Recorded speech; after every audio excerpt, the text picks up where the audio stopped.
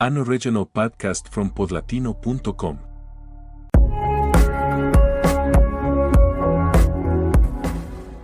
When Pep Guardiola became manager of FC Barcelona in 2008, he made a bold choice. He cleared out veterans, refreshed the squad, and placed his faith in a group of academy graduates. Among them was Lionel Messi, already recognised as a prodigy, but not yet the undisputed leader of the team. Guardiola saw in Messi not just talent, but destiny. He knew that if he built a system around the small Argentine, Barcelona could achieve greatness. That system became known as tiki-taka. It was a style of endless short passes, constant movement, and suffocating pressing. To play it required intelligence, discipline, and chemistry. In Xavi Hernandez and Andres Iniesta, Guardiola had two midfielders who could dictate tempo with surgical precision. In Messi, he had the perfect finisher and creator, a player capable of breaking lines not only with his dribbling, but also with his vision. The results were immediate. In the 2008-09 season, Barcelona won the treble, La Liga, Copa del Rey, and the Champions League. In the final against Manchester United in Rome, Messi scored a rare header, floating above Rio Ferdinand to nod in a cross from Xavi. The image of the small forward leaping higher than defenders twice his size became a symbol of Barcelona's unlikely supremacy. Guardiola's gamble had paid off, but Barcelona's dominance was about more than results. It was about beauty. Fans around the world tuned in not just to see wins, but to witness art. Sequences of 20 or 30 passes ended with Messi gliding past defenders and finishing with surgical calm. Camp Nou became a theatre, and Messi was its lead actor. Guardiola also revolutionized Messi's role.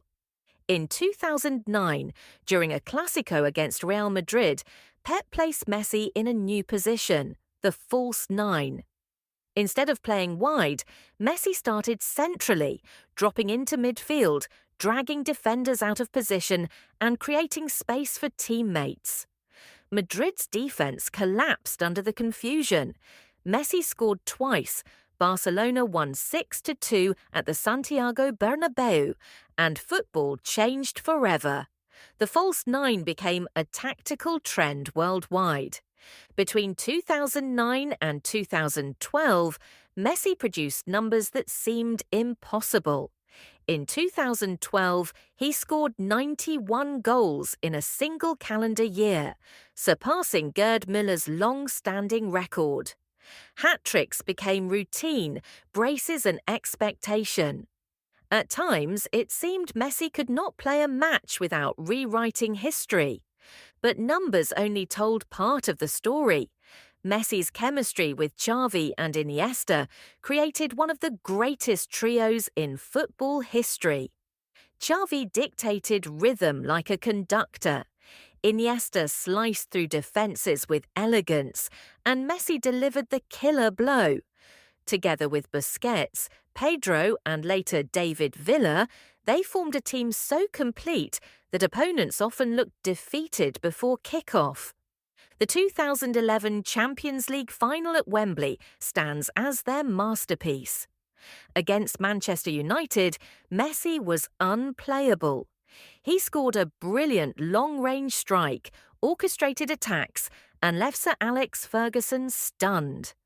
After the match, Ferguson admitted, "No one has given us a hide-in like that. Messi is the best player we have ever faced."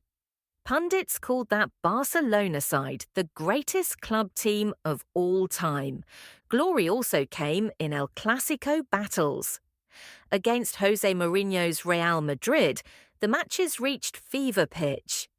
In the 2011 Champions League semi-final, Messi scored one of his most famous goals, slaloming past defenders at the Bernabeu before finishing calmly. Even Madrid fans stood in reluctant awe. Rivalries were fierce, But Messi thrived on the biggest stages. Awards followed.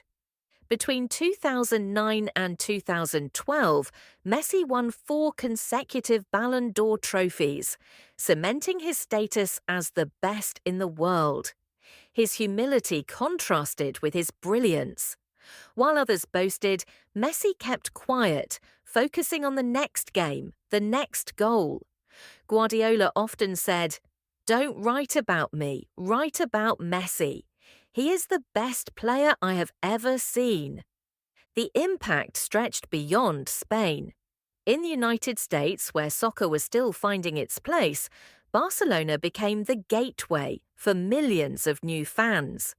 Messi's highlights spread across YouTube, inspiring kids in Los Angeles and Miami to wear Blaugrana shirts. In India, where cricket reigned supreme, Messi's dribbles won new converts to football. Viewing parties filled cafes, murals appeared in Kolkata, and Messi became a household name. Barcelona was no longer just a club, it was a movement. Yet, even in glory, challenges existed. Physical demands pushed Messi's body to the limit. Guardiola carefully managed his workload, knowing that without Messi, the system lost its cutting edge. Injuries came, but his resilience was unmatched. Each return was followed by new brilliance. By the time Guardiola left in 2012, Barcelona had redefined football. 4 seasons, 14 trophies, countless memories. At the heart of it all was Messi. He wasn't just the face of Barcelona, he was Barcelona. His presence elevated teammates, terrified opponents, and enchanted the world. Episode 6 is about more than silverware. It is about the beauty of an era when football became poetry, when passes flowed like water, when teamwork produced perfection, when Messi stood at the centre of a dynasty that blended genius and discipline. It was the time when Barcelona seemed invincible, and Messi was the living proof that greatness could be joyful. The glory years with Barcelona remain the gold standard of club football. And in every highlight, in every memory, stands Lionel Messi, the boy from Rosario, the genius of Catalonia, the symbol of an era of pure, unforgettable beauty.